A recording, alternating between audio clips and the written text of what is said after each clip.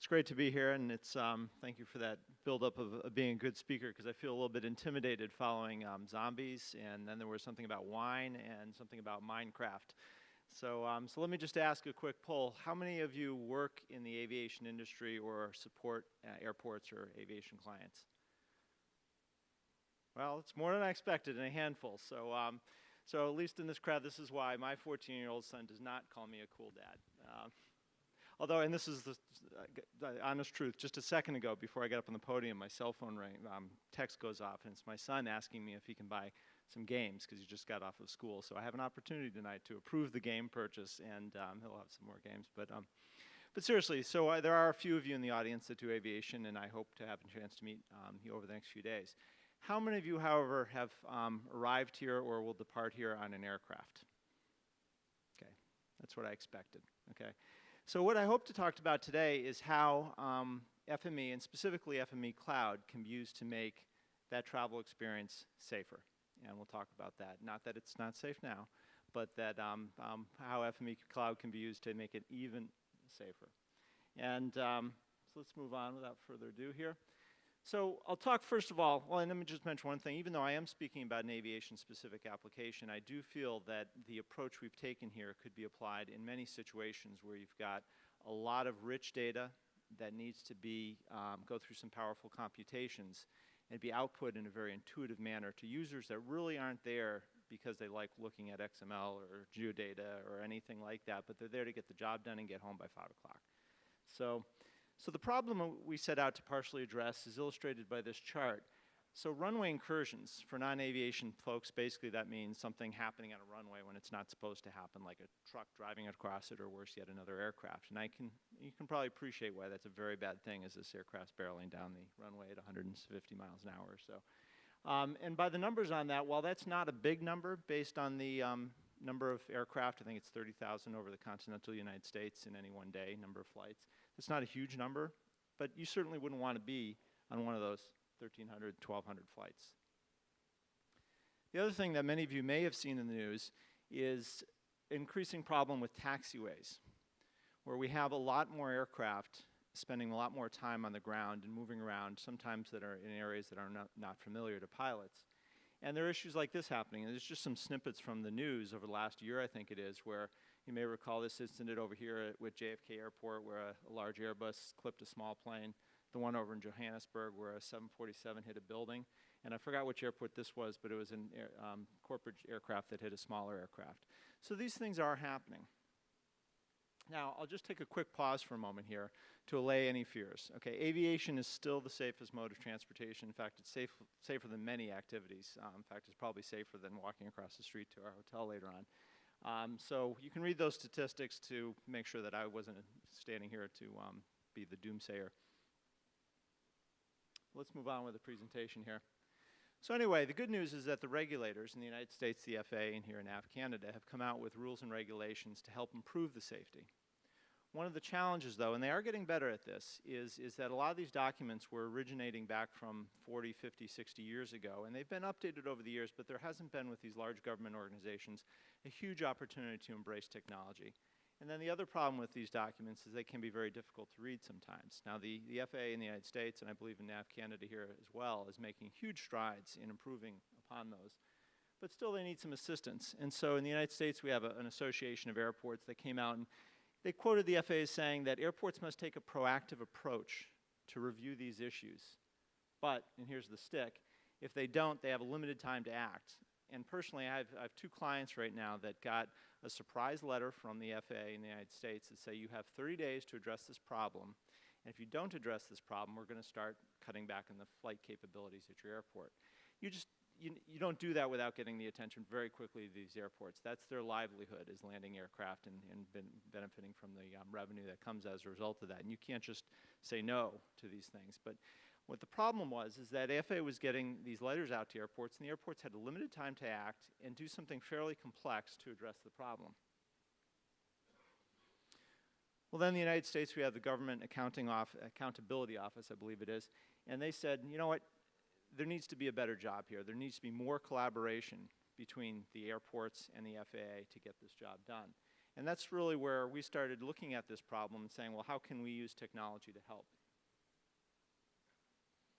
Another part of the problem is we wanted to rely on a great deal of data that's out there. One of the challenges, and I'm sure this is true of many sectors of industry, is that you have a lot of data over the years that's been collected in these different databases and different silos of organizations. And now we have the opportunity with tools like FME and others to bring that all data together. And that's wonderful because now we have this rich data, but the problem is sometimes there's good data and sometimes there's bad data. Some of it's old, some of it's new. Case in point, one of the airports I mentioned, and it's a little hard with the color to see here, but this is a diagram of a taxiway. It's actually a map of a taxiway. And right in the middle of that, they had a map showing a tree. And the tree was a problem for landing and taking off aircraft. And so this airport had to spend time proving that there's no tree there in the middle of this taxiway. Well, it turns out that tree was probably there maybe 40 years ago and was still stuck in some database, and there wasn't sufficient metadata for somebody to figure out that the tree's no longer there. And so it became a problem that somebody had to spend some time taking a look at. So it's one of the challenges is as we bring data together is to be able to look at it realistically. The other challenge is all this analysis, and we'll touch on what this looks like in just a second, does take time and energy to do. And I can guarantee you that this guy and all the other GIS analysts that work for airports probably do want to get home at 5 p.m. and don't want to spend a lot of time doing this additional work, which has now been pushed down upon them, and by the way, given very little time to react before their most senior managers in the organization start to get very frustrated because they've had their service impacted. And lastly, because technology is such a great thing, it is being rolled out worldwide, but specifically in the United States, there's an airports GIS program that's rolling this out to all airports within the national program integrated airport system, which is roughly 3,300. Now, truth be told, they're really starting at the top, and as they get down to the lower ranks, it may not be, but it's affecting thousands of airports with this technology. And part of the challenge is only the top 10 or 20 of those airports, maybe 30 or 40, have the staff and resources to invest in the technology to do this. And this is where we really see the opportunity for something like FME Cloud. So part of the solution is what we call next gen. This is the next generation of air transportation. And basically it's throwing a lot of technology out there, whether it's technology into satellites or on ground-based radar and other detection systems, to help us allow aviation to still grow, but to do so in a very safe manner. And I think FME Cloud is part of this cloud, clouds that are shown up there because, and I'll demonstrate why in just a second.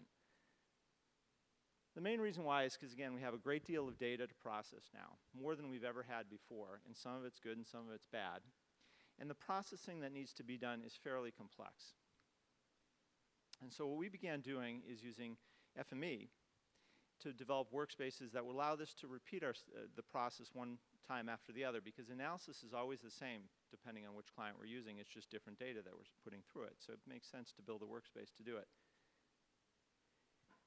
Part of what enabled us then to apply that to other clients is that the FAA came out with a guideline which basically standardized the data model for all airports in the United States. And they did this in collaboration with some folks in Europe and in other places, which are basically developing a universal standard. It was mentioned earlier some of the XML standards that are available. One of them is the AXIM standard, Aeronautical Information Exchange Model, that is being used. And a lot of this work is being done collaboratively, which is good because now we can build solutions or workspaces or what have you that can meet not just one airport's needs, but all airport needs.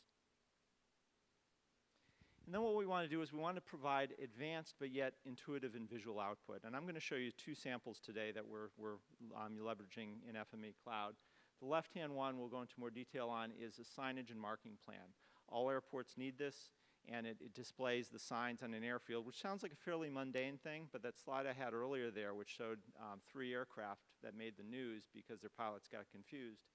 This kind of stuff is really important for aviation to operate safely. And the next one is an obstruction analysis application that helps airports manage things like trees and tall structures around them so that airplanes can land safely.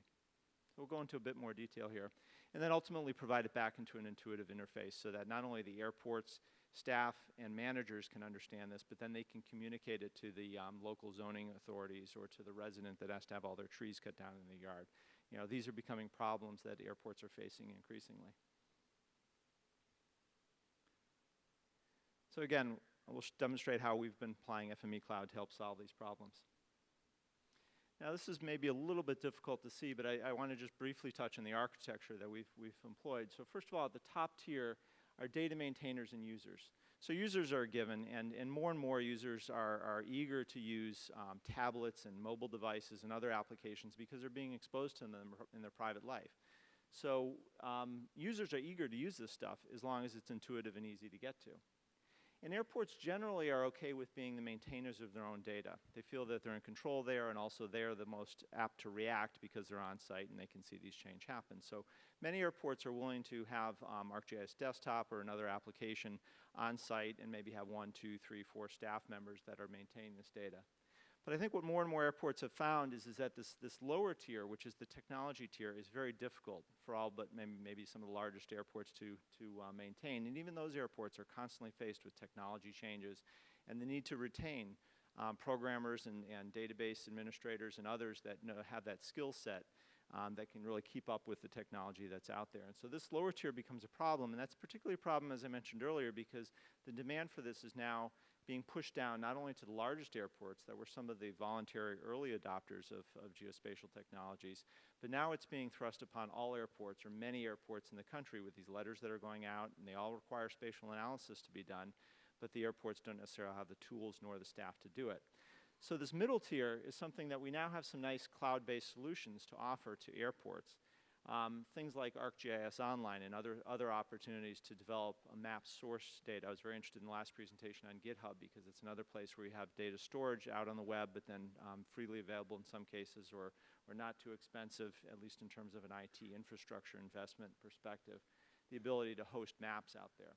But what we found is we wanted to then do this more complex analysis that we've been doing internally on our desktops using FME. But we wanted to offer that or package that in a way that our clients could run these analyses themselves. And when FME came out, we said this really could do that for us. And so FME, being able to talk back and forth with some of the online map service providers, as well as potentially maybe a third-party host that's hosting a web app or something else. And the last two presentations ago talked about the ability for FME Cloud to kind of sew things together. And so that's what we did, is put FME in the middle and put our computation in that area, and then allowed it to talk to other sources. And I think this model really has benefit beyond just the community I'm familiar with at airports. So the result, and I'll show this briefly in the time that we've got, is 2 application capabilities, and we have ideas at more, which if we have time I'll touch on briefly.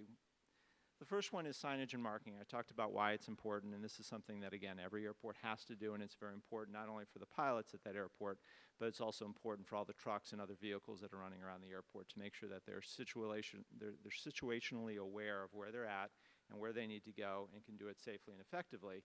And as you build infrastructure, expand airports, as many of you have seen as you fly around the world, these things all have to change. And people have to review the alternatives and approve them so that there's not confusing situations out there, and people have to look at them from different perspectives. And so as a result, airports have to keep these things up to date and often make many changes. And oftentimes there are some poor souls that have been working for airports that didn't get to go home at 5 p.m. because they got stuck with the demand to update this and they couldn't do it, and it took a long time. They're drawing all these numbers by hand in CAD and what have you. And so we said is there's a way to automate this. The data is standardized, and all the actual what's on the sign itself is standardized. So let's build a tool to allow people to do this. And this is really out of focus and hard to see, so I apologize. But the first step of this, and I'll go through this really quick, is to give the user an ability to create that sign. So they can place a point on a map. They can construct the sign with the right characters, and everything looks standardized. And then they can give it some attributes, and then they can even attach a photo or a document that might relate to that sign. But what we then need to do, I apologize, this resolution is really a little tough, is get it out there to the people that need to look at the data and use it. So we put it out there in a web-based application. This is an HTML5 application with tools along the left-hand side. They can bring up a query tool, which allows them to enter a query, select the types or location of signs they're interested in. It'll come back with a tabular list of the results. They can then click on those, and the map will zoom into that area, and they can look at in this area that's a fairly complex intersection of 2 runways and a number of taxiways, and so they can look at that area with a little more depth. But this is where FME Cloud comes in. Now they want to really see the signs and look what's going on. So they've turned on FME Cloud Server, so that has this capability. What you don't see there is there's a pull down that said, show me the signs in 3D. And what FME Cloud is doing at this point is it's generating the signs on the fly. So this isn't data that these signs didn't exist all. It was a point with some attributes prior to the person hitting this button. And FME Cloud then generated the signs on the fly, and I'll show how just in a second, and then provided that back through the Google Earth plugin as KML on top of, in this case, just an orthophoto, but it could be on top of a 3D base map because the FAA is requiring all airports to create their base maps in true 3D, so we have all that rich data. And now we can create these signage and marking plans live without any analyst having to draw numbers or put signs on a map. They basically just use a user interface to enter the type of sign, where they want it, hit a button, and it's displayed on the screen in a very intuitive manner. That's the same intersection, and this is a little bit better view of what the results can look like. And so these are all the different types of signs that are out there and what they look like. A little bit behind the scenes on this one. So what we do is we need to create these characters. And I learned something kind of interesting. Back in the 1940s, I believe it was, somebody came out with a character set that somebody said was the best character set to use for transportation. It was first developed for highways. And then the aviation folks adopted it. And so for decades now, everyone's been using a very specific character set to represent these signs. And so to be fully compliant, you need to generate the signs based on that. So what we've been doing is we've been taking rasters, because back in 1940, they weren't doing glyphs and other vector capabilities, although some company has translated into that. But we're taking rasters and we're vectorizing them first in FME. And we do that not in the cloud because that's just a one-time process. But that creates a data set of all these characters that are standardized in a vector format. And we read that in, along with data that's sitting out in a map service. And we bring that into our workspace here. And basically, we're developing these slides on the fly. And one of the key components of it is a Python caller that is doing a lot of the calculations about, okay, we've got this type of sign, but it's also got a panel that represents this, and it's got to assemble it kind of on the fly. And then coming out of that, all these things is all 3D polygons is what we're outputting. And the reason we wanted to go with 3D polygons as opposed to another type of annotation format is we wanted to have it work in GIS, Google Earth, but also, somebody said earlier today that CAD is a tool that's used a lot. And in aviation, that's absolutely true. There are many more, by 10 or 100 times, more CAD users in the aviation world than there are GIS users. So we wanted to be able to put it out into a CAD format as well. So that's kind of the behind the scenes on what we did with the signage tool. For the airspace analysis, so just briefly, all airports have a number of these weird shapes that kind of emanate from them. And there can be many as 20 or 30 or 40 of these shapes that they have to worry about. And there's different restrictions. It may not be that you have to chop something down, but if it's a certain height and it penetrates one of these surfaces, you got to put one of those red lights on it. Or if it's a tree, you might want to clear that area because trees do grow. And a lot of airports have that problem. Or if there's terrain in the area, then the people that design these procedures into airports need to know that information so they can design a safe approach to an airport. So all this stuff is really important, and it's, while visually with a graphic like that you kind of get it, without having a graphic like that it becomes very complex to not only think about this and convey it and come up with the right answers, but also to communicate it to the stakeholders that need to know. So the data in this case, and I did change my shirt since that, it's same color, but I did change. The data in this case is developed by photogrammetrists, and I'm not one, but they showed me how it works.